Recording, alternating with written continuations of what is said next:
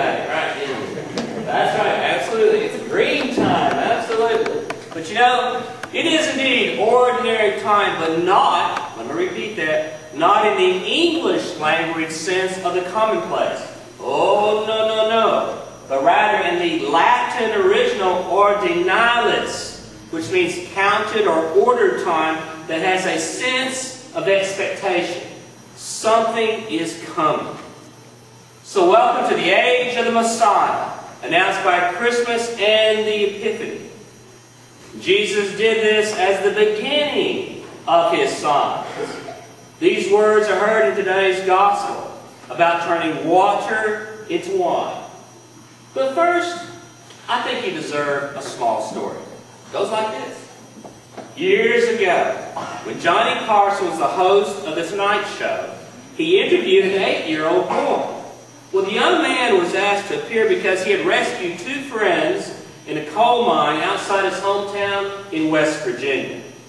And as Johnny questioned the boy, it became apparent to him and the audience that the young man was certainly a Christian. And so Johnny asked him if he attended Sunday school. When the boy said that he did, Johnny inquired, "What are you learning in Sunday school?" And the little boy replied, "Well, last week our lesson was about when Jesus went to a wedding and turned water into wine." Well, the audience, as you know, began to roar. And you know, Johnny Carson, he tried to keep a straight face. And then he said, "Well, son, what did you learn from that story?" Well, the boy began squirming in his seat because he hadn't expected that question. But then he lifted up his face with his bright eyes and said this, "Well, if you're going to have a wedding, make sure you invite Jesus." Well, that's all right. No, now listen to that. Because that little boy was on to something very important.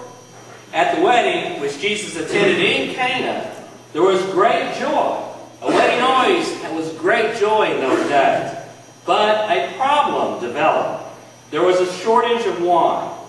Not only would this be a social embarrassment, but it was also a symbol. For a wedding to run out of wine would have been a bad omen, and they believed in omens. The omen would have been this, that there would be little chance for this particular marriage to reach its full potential. And maybe joy was not meant for this couple. And so Mary, the mother of Jesus, mind you, approaches her son and asks him to do something about this. And his response, "Why do you involve me, woman? It's not yet my hour." Well, we get a little testy here, aren't we, Jesus, with your mama? What's all that about, eh? And yet, Mary trusts her son and tells the workers, "Do whatever he tells you to do." And Jesus, well, you know, Jesus, he comes through in a very spectacular manner. According to our text, each urn held about 20 to 30 gallons. And I've been there, I've seen these suckers. They're this big, okay? And we're not talking teapots here by any means. Multiply it out, and you get something like 150 gallons. That's 600 bottles of wine. Woohoo! All right. And this is after, mind you, after the robust supplies that would have been laid in for a week-long party were depleted. But you know, this story was remembered not to say something about wine, but to say something about Jesus of Nazareth.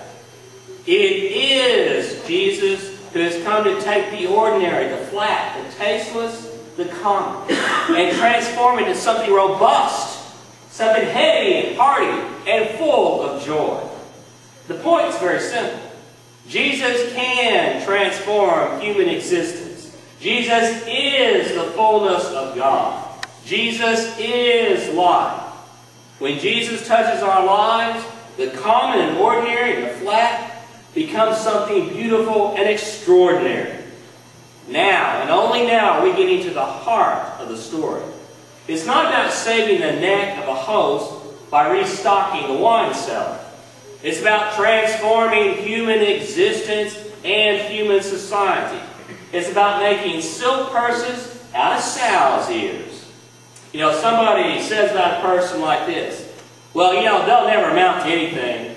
But that judgment only proves that the judge does not realize or comprehend power of God, which is also why we oppose capital punishment, because everyone can change by the power of God. Now remember, this event at Cana takes place at the very beginning of the ministry of Jesus. He had just called his first disciples. If ever there was a bunch of sow's ears, these disciples qualified. And who were they? Come on. Fishermen, farmers, a G-man, a tax collector. You like that? Because I know what's coming up, you know. A couple of revolutionaries that we, in our terms, would call terrorists. Yes, we would. A doubter. A few others who were so mild and meek, we could never even hear of them again. And later on, Jesus would turn to them and to their leader, Simon Peter, and say this, "Upon you I will build my church, and the gates of hell will not prevail against it." Are you kidding me, dude? You know these guys, and gals too. Good heavens. They're just a bunch of sow's ears. But Jesus turns them all into silk purses. And history since is a celebration of that miracle. You know, sometimes the wine he made of this tepid water, which became the church, has been a vehicle of drunkenness.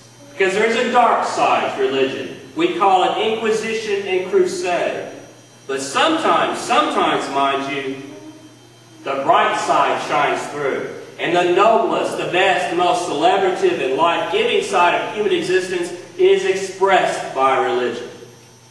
Now look around this room. That was not a request. Look around the room. Look, you can even turn around and look behind you. Yeah, go ahead, look around. Now, do you see any archangels or great spiritual giants, huh? You know, I'm looking around and I love you, but y'all look kind of ordinary to me. Yeah. But think about that. God takes us, makes us the church, and the gates of hell shall not stand against us. That's about us, you know. Can you believe that? Look around at these folks we're looking at here. Yeah.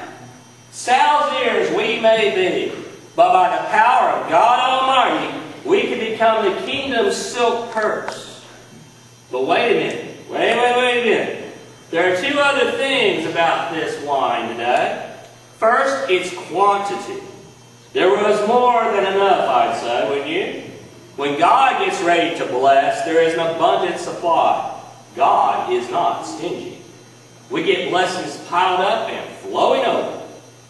Us. If we tend to ladle out life carefully, give carefully, serve carefully, a teaspoon at a time, that's us. That's not God. God gives blessings so great, we will never be able to use them all. You know, maybe that wedding couple only needed a couple bottles of Merlot, you know what I mean? But what they got was over 150 gallons. That's how God gives. What about us? Huh? What about us? That Christian martyr for justice, in 1957, the Reverend Dr. Martin Luther King Jr. said this, "I am convinced that love is the most durable power in the world. It is not an expression of impractical idealism, but practical realism. Far from being a pious injunction of a utopian dreamer, love is an absolute necessity for the very survival of our civilization. To return hate for hate does nothing but intensify the existence of evil in the universe. Someone must have sense enough. Someone must have religion enough to cut off the chain of hate and evil, and this can only be done by love." And I think he's right. Remember what Mary said to Jesus? They have no more wine. What would you reply, eh? How would you reply? You know, outside those doors, there's war, poverty, indifference, which is the most damnable sin of all.